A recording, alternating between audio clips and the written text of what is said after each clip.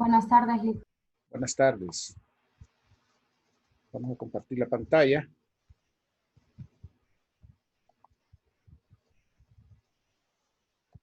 Teníamos pendientes antes nosotros algunos problemas referentes al campo magnético, a corriente y resistencia eléctrica, y será lo que retomaremos en este momento en la clase.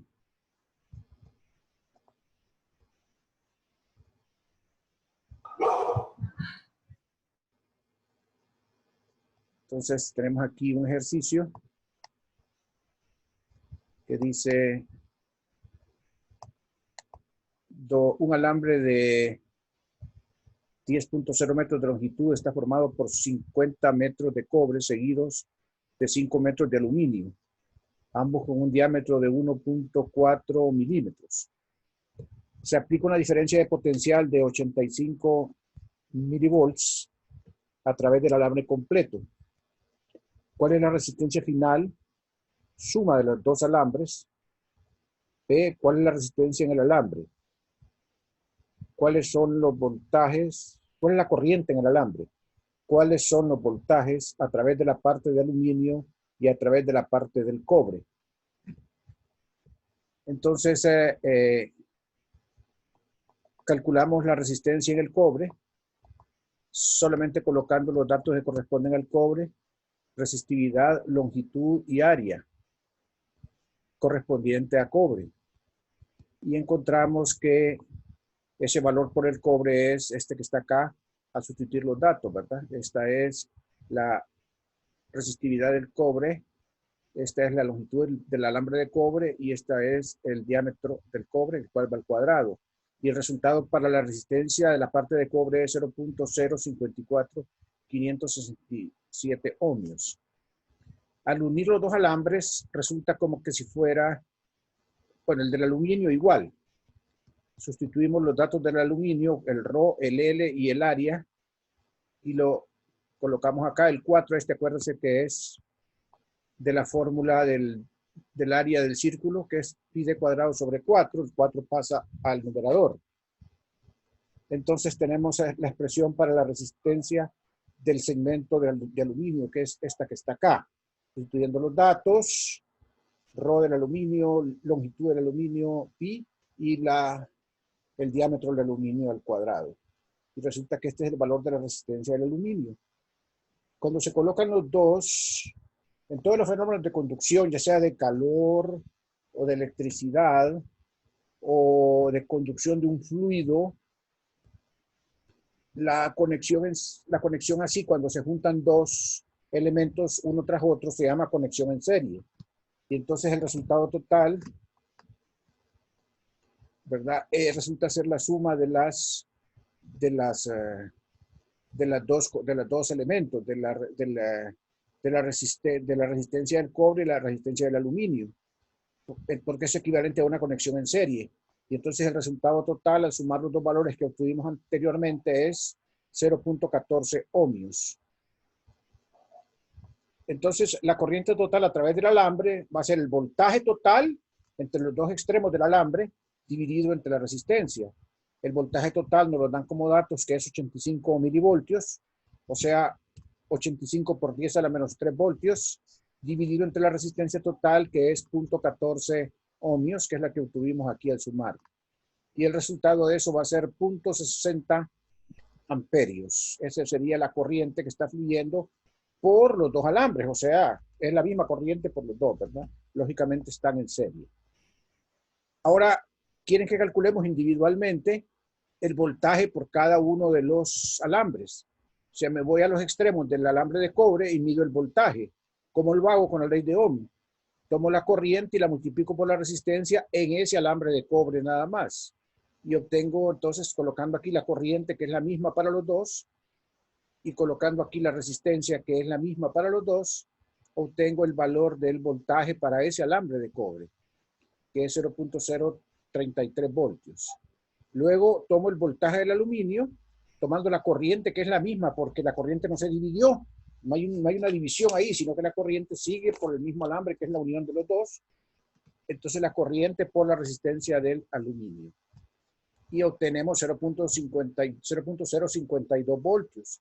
Si nosotros lo sumamos, obtenemos cabal los 85 milivoltios, que es la diferencia de potencial entre los dos extremos. O sea que la ley de Ohm se cumple para cada uno de los alambres en particular, ¿verdad? Y también para el alambre total. Entonces ahí tenemos el resultado. Un problema simple, pero es interesante la concepción del mismo.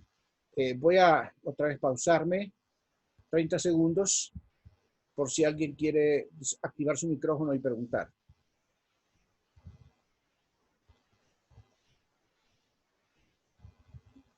No, estuvo claro el ejemplo, Ali. Bueno, vamos adelante. El problemita adelante es un problemita más complicado. Este es el que escogí para que vieran ustedes que el cálculo de la resistencia podía ser diferente a una simple operación algebraica. Ya vamos a ver de qué depende. De que sea una suma o de que sea una integral. En el ejemplo anterior, si yo tenía varios componentes y lo que tenía era una suma de las dos resistencias. Ahora va a ser diferente. Dice el enunciado: un resistor cilíndrico hueco con radio interior R1 y radio exterior R2 y de longitud L está hecho de un material con resistividad ρ. Ver figura.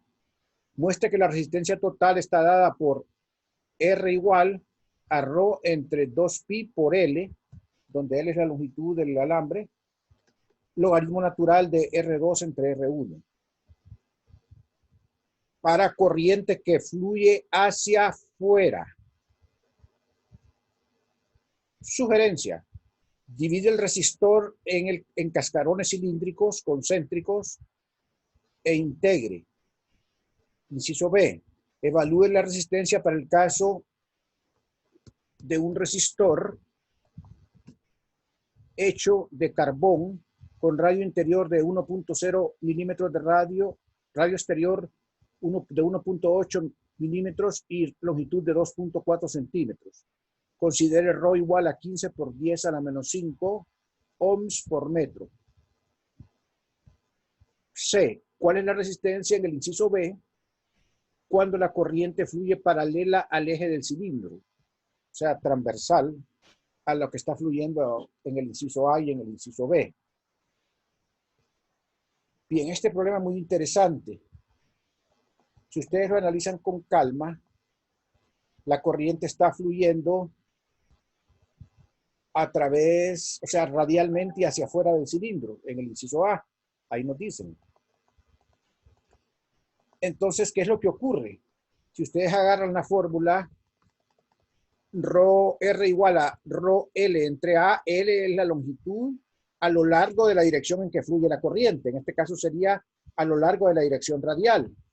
A es el área de la sección transversal por la que fluye la corriente. Entonces el problema es el siguiente, que en la medida que van saliendo del centro hacia afuera, como si fuera un rollo de papel higiénico, van teniendo más envolturas de papel higiénico. Entonces la sección transversal total que atraviesa la corriente es diferente, porque vaya, una hoja que está cerca del eje tiene una sección diferente que una hoja que está más lejos del eje. Otra, la que está más lejos más, porque el radio es mayor. Entonces la sección transversal por la que fluye la corriente no es constante. ¿Cuál van a poner? Pónganse que es un rollo de 1000 hojas. La hoja 500, la vuelta 500 en el papel. La vuelta 500 tiene un rayo diferente que la vuelta 200 y por lo tanto tiene un área diferente. Entonces, si calculo la resistencia simplemente dividiendo entre el área, lo que tengo es un resultado que no sé qué área poner, porque el área es diferente para cada valor de R. Esa es la clave del asunto. Por eso yo no puedo usar la fórmula directamente. Y por eso el libro me hace la diferencia que divida en disquitos chiquitos el cilindro, la parte que está acá. Esos disquitos van a variar desde radio R1 hasta radio R2 acá afuera. que serían entonces las dimensiones del cilindro. Entonces, lo que ocurre es que al dividir, bueno, yo tengo la fórmula esta para la resistencia en términos de la resistividad, pero ahora esta va a ser solo una diferencial de resistividad, porque cada hoja del rollo de papel higiénico de 1000 hojas tiene una resistencia diferente. Todas tienen la misma resistividad porque es el mismo material. Y el L se convierte en un diferencial de R, porque el L es la longitud a lo largo de la cual circula la corriente. Entonces se vuelve un DDR y el área entonces sería el área del pequeño disco acá, de la tirita de papel higiénico, que sería un cascarón cilíndrico, 2πr por L. Y entonces se trata de una diferencial de resistencia. Si yo quiero la resistencia total, entonces ¿qué hago?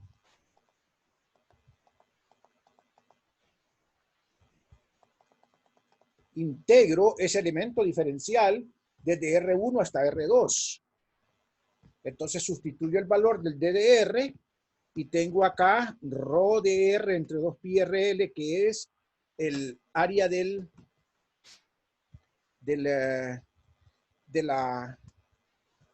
cascarón cilíndrico, de la celda cilíndrica, del pedacito de hoja de papel cilíndrico, y entonces me doy cuenta que ρ es constante, L es constante y lo saco. Y el integral me queda DDR entre R, la cual es ρ entre 2πL, L logaritmo natural de R, valuado entre R2 y R1 al usar la fórmula de logaritmo natural, de que el logaritmo natural de A menos logaritmo natural de B es logaritmo natural de A entre B, nos queda este resultado que está acá, que es lo que queríamos nosotros demostrar.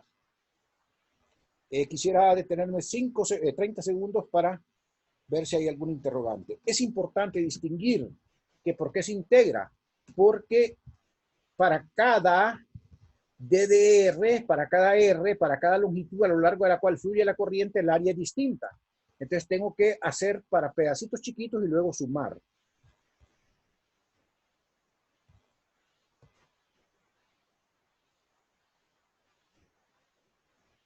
Pueden tomar el micrófono y hacer preguntas si desean hacerlo.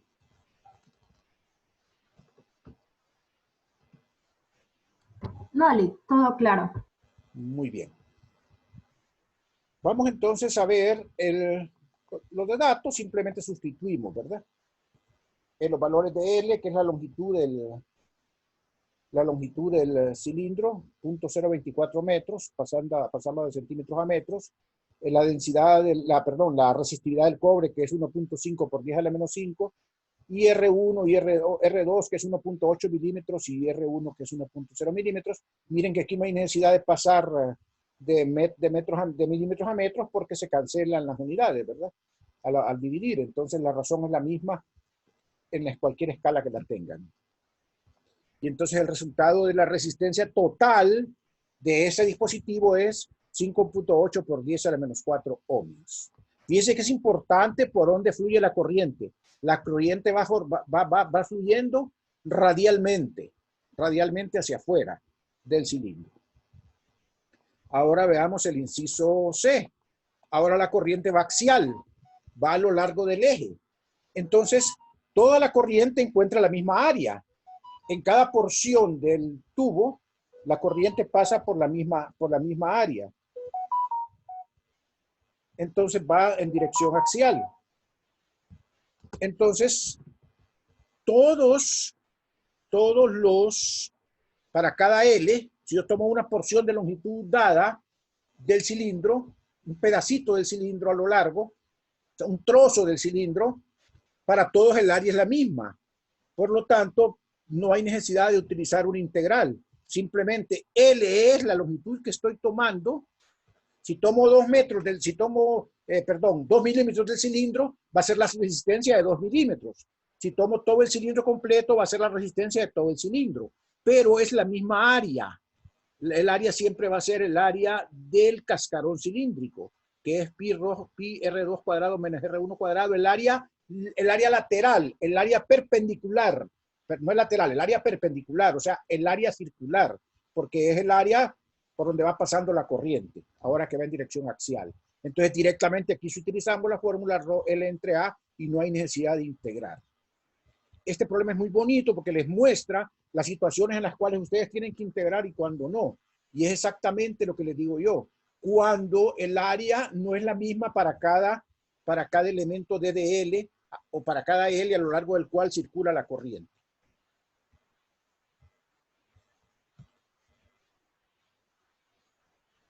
Entonces, damos los datos numéricos, dándole el valor a ρ, a L, a R2 y a R1. Y obtenemos el valor de 0.51 ohmios. Eso es si la corriente fuera como que si fuera un cable coaxial, pues, que es lo que nosotros conocemos, ¿verdad? Que en el cable coaxial la corriente va axialmente a lo largo del alambre. ¿Alguna pregunta?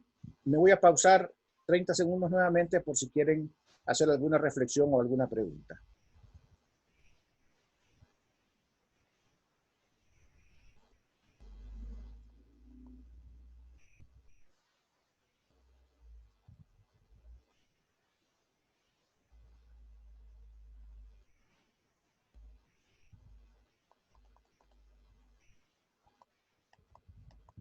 Bueno, un problema aquí muy sencillo.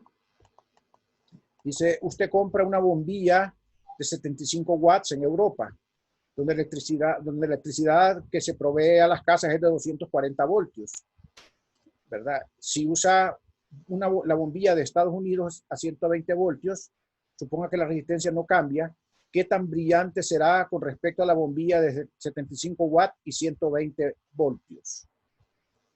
Sugerencia, suponga que el brillo es aproximadamente proporcional a la potencia consumida. Entonces lo que vamos a calcular es la potencia porque nos están sugiriendo que ese brillo es proporcional a la potencia.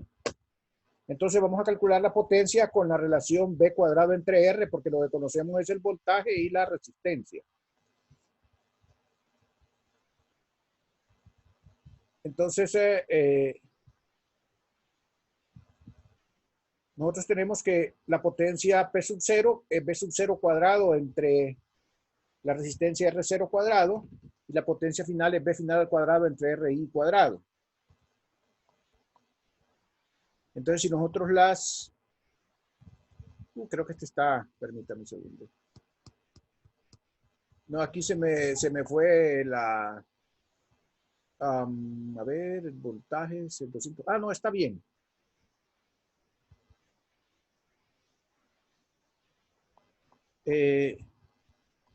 La potencia final es BF cuadrado entre RF cuadrado y la inicial es B0 cuadrado entre R0 cuadrado. Como la resistencia es la misma, entonces la relación va a ser BF entre B0, todo elevado al cuadrado y queda aquí un medio al cuadrado y sería un cuarto. O sea que al reducir el voltaje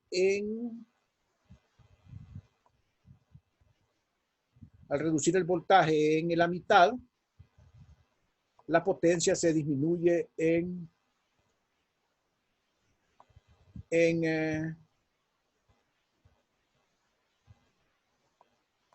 un cuarto del valor, ¿verdad? Se reduce a un cuarto. No sé si realmente me equivoqué acá cuando escribí la parte manual.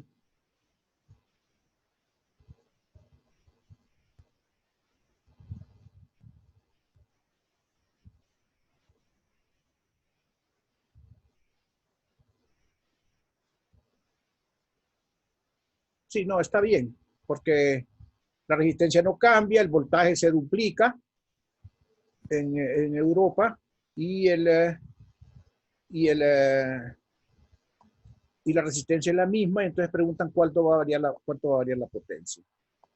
¿Verdad? Entonces, estamos hablando que es BF entre B0 cuadrado, la relación es inversa, o sea, de más alto el voltaje es, la potencia es menor. Vamos a ver, 240.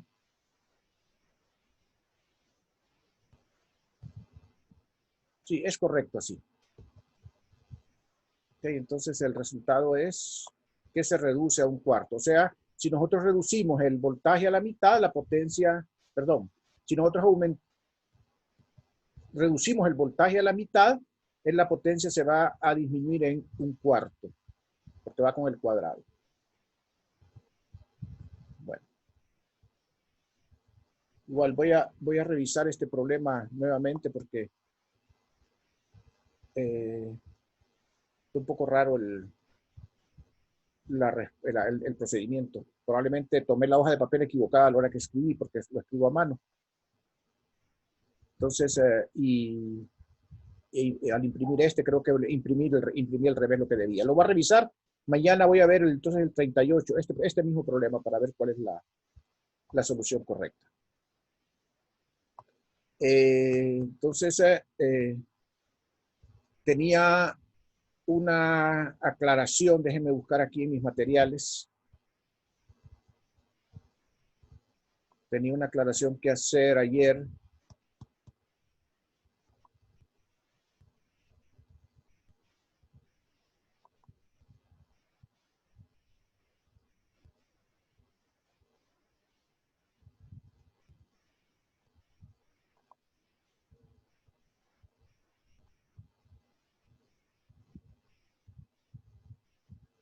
Estoy buscando el material.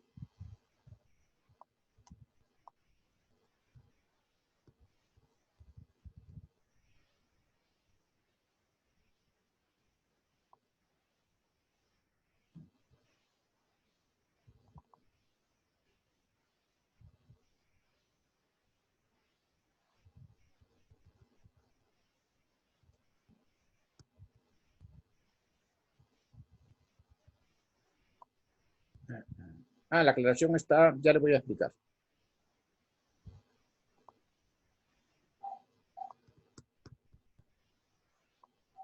Voy a compartir otra hoja.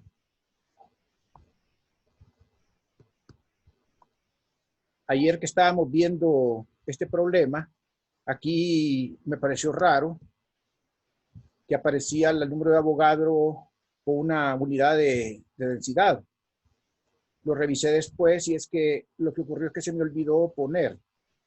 Este es el problema de ayer, el problema del alambre de cobre, ¿verdad? Donde pedían la velocidad de deriva, la densidad de corriente y el campo eléctrico en el alambre.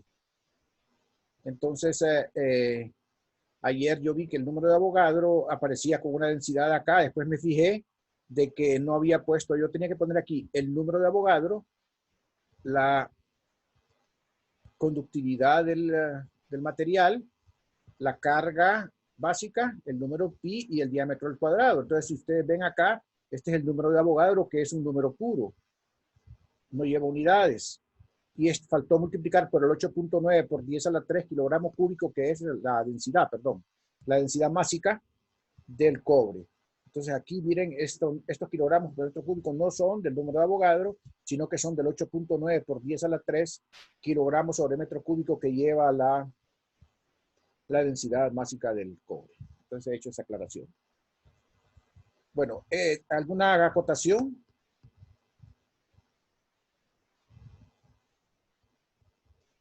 Prometo volver a revisar para estar seguro si corresponde realmente a lo que preguntan acá.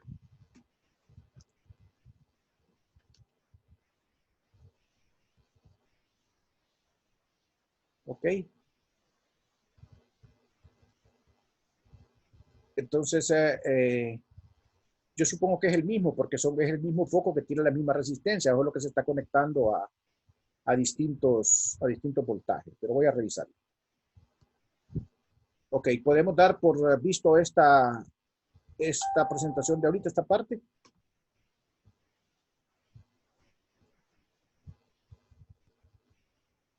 Sí, está bien. Bueno, vamos a entrar al capítulo de campo magnético. Creo que es el capítulo 29. Ya aquí van a ver ustedes cuáles son los temas que se van a cumplir de campo magnético, que vamos a ver de campo magnético. Los temas que vamos a ver de campo magnético de este capítulo 29 son campo magnético, la definición de campo, el movimiento de partículas cargadas en campos magnéticos, y la fuerza magnética debido a una corriente filamental. Ahí falta agregar algo que lo voy a ver en un pedazo extra después, que es el momento de torsión, o sea, el torque que experimenta una espira de carga. Van a ver ustedes por qué es importante eso, sobre todo cuando uno está ya viendo teoría atómica.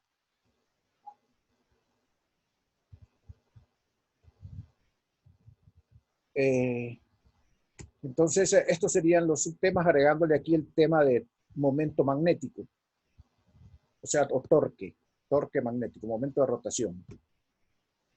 Entonces, el campo magnético resulta ser que tiene como fuentes las corrientes, las cargas en movimiento. O sea, las cargas en movimiento son las que producen campos magnéticos.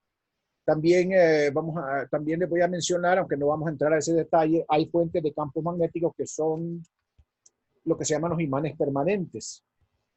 Y los imanes permanentes, al final de cuentas, lo que tienen son corrientes atómicas moleculares, pequeñas, bien chiquitas, corrientes atómicas, mejor dicho, corrientes atómicas, bien microscópicas, las cuales generan el campo magnético. Entonces también las fuentes en los imanes son corrientes, solo que son corrientes microscópicas, son corrientes pequeñas que se forman en los átomos. Entonces esa también se considera como una fuente de campo magnético. Entonces en general las corrientes son una fuente de campo magnético, las corrientes eléctricas. Me están avisando que me quedo sin tiempo, pero voy a avanzar hasta donde pueda. Cuando se corte, si ustedes quieren, podemos darnos unos 5 minutos nada más para tomar agua, para que logremos terminar un poco antes hoy, y seguimos, ¿verdad? Entonces voy a continuar hasta donde me dé el tiempo. Bueno, antes que eso, las unidades de campo magnético, para detectar el campo magnético se detecta mediante una fuerza. Si yo coloco una corriente, entonces la corriente o los objetos que interactúan con el campo experimentan fuerzas. Esos objetos tienen que ser corrientes también. Así como las cargas detectan campos eléctricos producidos por cargas, las corrientes detectan campos magnéticos producidos por corrientes, ya sean filamentales, o sea, que vayan en alambres, o corrientes atómicas como las de un imán permanente. A diferencia del campo eléctrico, el campo magnético sí tiene una unidad. La unidad se conoce como el Tesla, en honor a Nikola Tesla, y tiene las unidades de Newton dividido entre ampere dividido entre metro. Se escribe con la letra mayúscula porque es una unidad correspondiente a un nombre propio.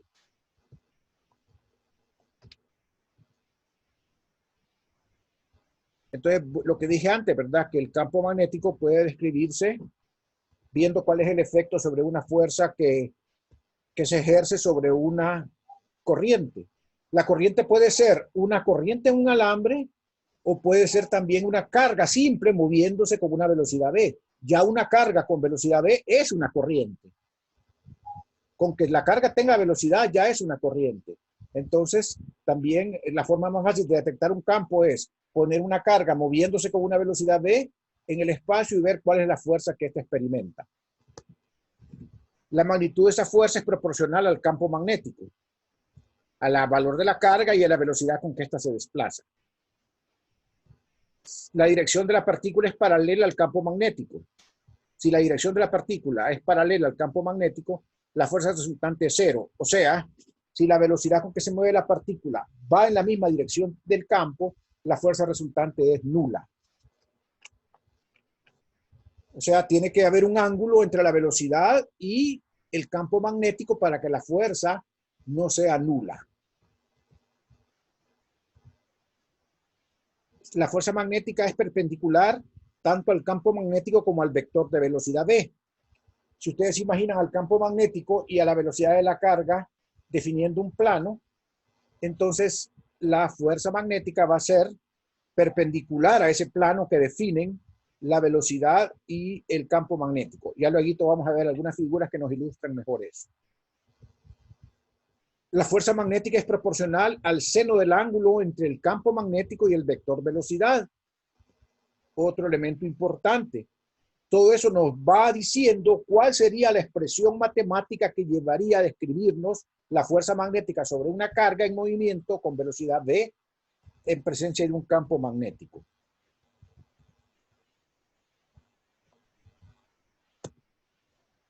Entonces, tomando en cuenta todas estas propiedades, la descripción correcta para la fuerza magnética es que la fuerza magnética yo la puedo escribir como el producto cruz de v de la velocidad con el campo multiplicado por el escalar carga acá. Miren que es v cruz v.